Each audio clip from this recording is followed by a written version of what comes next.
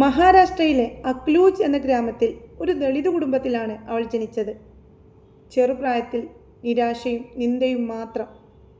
12-ാം വയസ്സിൽ വിവാഹജീവിതം നരകതുല്യ. ആത്മഹത്യാശ്രമം പരാജയപ്പെട്ടു. വീണ്ടും ജീവിതത്തിലേക്ക്. കയ്യിലൊന്നുമില്ല.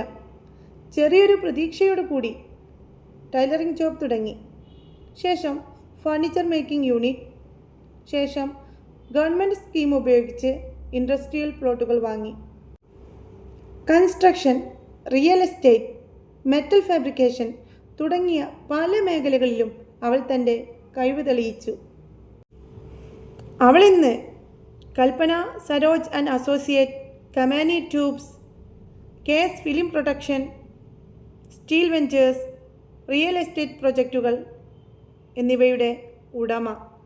അവളാണ് ഇന്ത്യയുടെ ദളിത് ബിസിനസ് ഐക്കൺ, പത്മശ്രീ ജേതാവ് കൽപ്പന സരോജ്.